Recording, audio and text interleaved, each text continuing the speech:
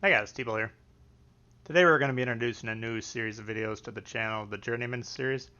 This is kind of an intermediate level tips and tricks series, so if you still feel you're a beginner, that doesn't mean you don't want to pay attention to these and still try and incorporate them into the game, but the topics kind of contained in the beginners series, you still want to be focusing on mastering those and fully grasping the core mechanics of the game. But today we're going to be talking about map awareness, map awareness, map awareness. And this game is a perfect example of why it's important and how it pays off if you're doing a good job at it. So here we're in a tier 7 Amagi match. I have the middle spawn, which is great. Amagis are great for looking for broadside targets, and how you get them is find ships that are focused on the groups that are in front of them and then fire into their sides. So a lot of players are going to go on the sides of the map, and if you're in the middle here, you can identify those targets if you're paying attention to the map and punish them. So immediately on the map we have two battleships that are angled in pretty sleepily to me. Now if I'm only looking at the screen and not paying attention to the map, I'm going to start shooting these guys, and that's going to consume my attention for the next 5-10 minutes or until I die. But because I'm paying attention to the map and I'm still completing my turn, my intention was to turn stern towards these ships. But because I'm paying attention to the map, I see this fully broadside New Orleans sailing right along, so I'm not going to focus on the targets that were on my screen. I'm going to focus on the juicy opportunities that are presenting themselves on the map. What you're looking for a lot of the time on the map are broadside targets. That's what you want to be shooting at if the situation allows. Other things you're looking for are potential threats. It helps you with your armor angling. If you know who potentially could be shooting you, you're looking at your gun range to see who you could potentially shoot at and identify if they're a viable target or not, so on and so forth. There's a destroyer. We see him pop up on the map as he comes around the island. Destroyers are extremely dangerous to battleships, obviously, so he becomes my main focus. Now, I need to be paying attention to the map to make sure that when I turn to fire at the Akatsuki, I'm not giving a broadside to the ships that are potentially shooting at me. Now, I did present a broadside to them, which could be a mistake in certain situations, but these guys aren't shooting at me. And I read online today someone giving advice to a new player that said battleships should never shoot at destroyers unless they're close range. That's BS. We just smoked that guy for 2/3 of his health. Now he has to either play defensively for the rest of the map or die, either of which are very nice situations for me. So if you can't currently hit destroyers long range because your skill isn't there, then you need to be taking those shots to practice those shots and get better at aiming.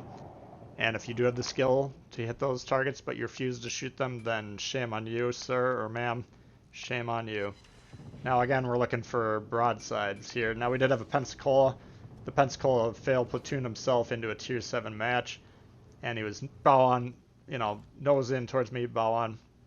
I can overmatch his armor with these guns. I could have tried to shoot at him, but because dispersion would have missed a lot of shots left or right, I identified that King George is a broadside target. Now the Pensacola is broadside, and he got one. So we are identifying all these targets on the map. It's a lot harder to do it on the screen if you're just staring at one ship or even all the ships that are on your screen. You're going to be missing shots that are off screen, potential shots. This is what you need to be doing on the map, but it's a lot easier to find these broadsides. It's a lot easier to tell how the ships are angled if you're looking on the map. Now the Amagi, we take a glance at him because he's right on the edge of my firing range, but he's not there yet. So now I'm thinking I'm going to fire at this King George even though he's angled properly at me. I have beastly guns on the Amagi. I can still do some damage. But because we're still looking on the map, we see the Amagi drift within firing range. Now once we fire, I didn't notice prior to shooting, but we see he's dealing with a lot of torpedoes. He slammed on the brakes inexplicably. I mean, that's potentially a good way to deal with torpedoes if they're led far in front of you, but he was in the middle of that spread, so slowing down did nothing for him vis-a-vis those torpedoes, but luckily for him, he did miss our volley that we had planned for him. So now we see that the King George, who's the closer target, is nearly fully broadside to us.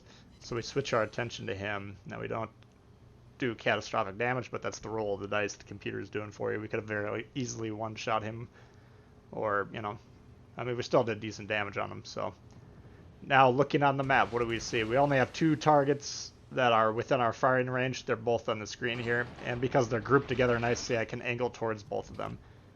Now, I'm going to fire the front guns at this King George. If I kill him, great. If not, no big deal, because I'm relying on those 2 guys behind me to shoot at them, and I have seen tracer fire come in, so I know they are actually shooting their guns. So I don't care about the kill. You can argue that might be a mistake, but in my mind, I can do damage to this Amagi. He's a far greater threat than the King George, even though the King George is a fine ship. But you can see that our friendly Iowa does put a salvo into him and eliminate him from the game. So now when I'm firing, attempting to finish out this Amagi, I'm zoomed in to track where these shells land, just in case he does survive the volleys. I want to see where he's going, because he is going back and forth a lot. But am I just staring at the shells going, ooh, pretty? Yet! I'm already looking on the map to see what's going on, and I already knew that this Iowa was there, so my attention's already turned towards them, and I'm going to immediately start turning in. What else do we notice on the map? We got a guy in the base capping, and this guy is on an intercept course. So I draw a straight line from the Iowa to the base, and I see he's going to be full broadside. That's why I hang on to these shots, and I wait for him to achieve that full broadside. So, you know, there's a lot of information to be gained from the map. And what you're doing, what's in my firing range? I got 1 Iowa, I got 2 Iowa, and then I got another destroyer, which doesn't look like I have a line of sight on. So, you know, that's what you're looking for primarily, is what's within my firing range now, because that's what you can immediately affect. But I'm also noticing that battleship that's being pinged by whoever. He is on the outside of my range, but I'm keeping an eye on him because he is broadside to me, and he's obviously not even, you know, unless he's a really good player, he has no idea that I even exist. So if he does sail around that island and I don't have anything more pressing to shoot at, I could very easily launch a volley into his broadside and do some critical damage and help out my team down to the south. But, you know, again, our primary focus is within our firing range, because that's kind of the immediate battlefield. So what are we seeing on the map here? We got 1 guy in the base, we got the 2 Iowas, they again pop up on the screen, we see they're still broadside. We've lost track of the destroyer. And, you know, the battleship to the southwest is actually within our range now, but we have more pressing matters. I'm not even going to pay attention to him, but I am aware of him because I'm looking at the map. So, you know, the situation is not going to arise right now, but it could. So you want to be able to, you want to be aware of the targets that you can potentially reach out and strike. So now what are we seeing on the map? Again, we're capping, but now this New Orleans is within our view, and he's broadside. So obviously the Iowa's guns are a much bigger threat than the New Orleans, but the New Orleans is easier to kill, so I'm going to fire 2 guns at him. If I kill him, cool. If not, no big deal. I'm going to fire the rear guns at the Iowa. If I kill him, cool. If not, no big deal. You know, but again, we're identifying things on the map. Now, again, they ping that guy. I am looking at him regardless of the ping.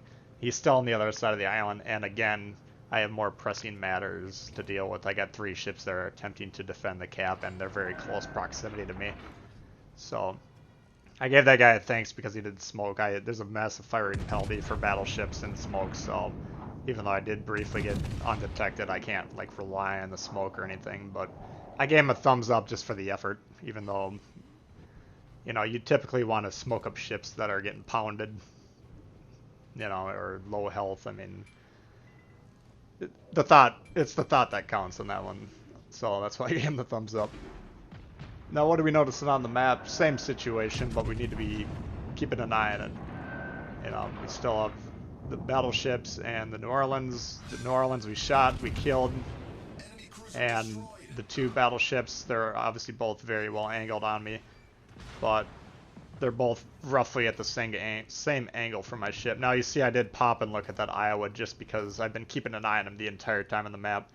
And these guys are both steeply angled to me, and they're low health, so had I had a nice shot at that guy, I would have popped him just for the heck of it.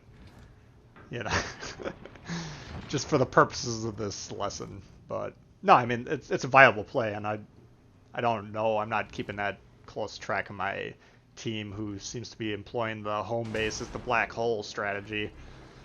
You know, but potentially they could all be 1-shot health, so, you know, had the guy been available to shoot, it might have been a nice play. You never know. But if you guys were paying attention to the map when I was just talking, you'll notice that I had a lapse in judgment, or a lapse in my map awareness. If you didn't notice, take a look now and try and think to yourself, what is he talking about? Ah, you can see that gray destroyer to the south of me. That's a major problem. What I was thinking about when I was playing this is I was like, oh, it's almost a 200k game. That might be a nice score. Maybe I can put it on YouTube. You know? So I stopped paying attention to the map. And how do you prevent yourself from getting 200k games?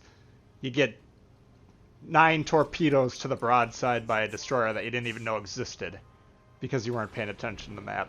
So massive, massive error on my part there. You never know. Could have potentially cost my team the game, my life, you know. The situation is what it is. Again, he's on the map, but I'm so focused on this Iowa. I gotta kill him. He's broadside. Let's take a shot. What's going on? I missed the destroyer for the second time. You know, totally don't see him until about now. Now I finally look back. I'm like, oh yeah, I'm paying attention to the map, right? Nope.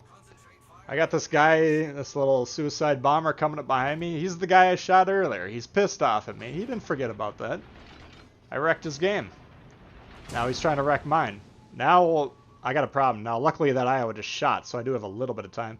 But because this guy torpedoed me, I got to turn, and I'm turning to get my guns on him because I want to kill him before he sails away. I missed the shot like a chumbalone, which is a problem. I wish my destroyer would have shot earlier than he did. But he actually gets away. And because this guy drew me to the side to fire at him and to defend myself from his torpedoes, now the Iowa can shoot me. Now take a look at my health right now, 51,000. Take a look at my health, 20,000. I'll argue that was lucky. That ship can easily one-shot you. So because I didn't see that destroyer when I should have, that was a massive mistake. Could have easily cost me the game. Easily. So this is the situation that you need to be constantly looking at the map. Don't be admiring your shots. Don't be looking at the score saying, wow, this is a good game. None of that. Focus on the map and you'll do a lot better. And now I'm scolding my team because I'm mad at myself. You know, yeah, you don't need 20 ships to defend against one destroyer down there. I get it, but they're reacting to the recent rule change where the objectives became massively more important than they were previously. If you haven't heard, the scoring has reverted, but that doesn't mean start ignoring the objectives. It was a nice little week and a half lesson in objectives actually exist, people from Wargaming. So even though the scoring has reverted for now at least, don't ignore the objectives. But that doesn't mean you need 12 ships to defend against one destroyer, alright? Especially when your team's up by 1,000,000 points with 3 minutes left. So that's why I was getting pissed off at, but I was just projecting my own frustration with my piss poor play earlier by letting that destroyer potentially ruin a game that I thought was going pretty good. So now what's going on? We've lined up the ships so the torpedoes aren't going to hit, and then we slam on the brakes. If you're sailing away from torpedoes and you've lined yourself up so that they're not going to hit you, slam on the brakes, let them go by, and that'll help you avoid them a lot easier. There was an ancillary benefit from doing that. The Iowa was leading me properly, but because we hit the brakes unexpectedly for him, or maybe not unexpectedly, had he thought about, oh, there's torpedoes, maybe this guy's not dumb enough that he might react to them. But that's, you know, that's complex equations that are neither here nor there. But anyway, he led properly at the speed I was normally traveling at, and we missed the shot because we avoided those torpedoes. And we finally put him down. So all in all, it ended up being a pretty good game, but if I did a good job of explaining why I was finding the shots I was finding, that's why I got a 218,000 damage game on the Amagi. If I was just playing against the ships on the screen, again, right off the bat, 2 well-angled battleships, if I would have tried to shoot at them, it would have been a angled battleship versus 2 angled battleship fight. I probably would have lost that in the long run. I might have gotten 40,000 damage before they sunk me or whatever. Would have been a piss-poor game. But because I said, no, we're going to focus on the map, and we started finding targets left or right, that's how you get great games in this. So I hope this video did help you guys. This is the only video I have planned for the Journeyman series so far, but there'll be other topics that come up. And I still got a couple other beginner series videos to make once I get around to it. So, but you know, map awareness, map awareness, map awareness. Obviously, I need to work on it because I had a major lapse in it that cost me the game, and I would be willing to bet that 99% of the people watching this video can definitely work on it as well.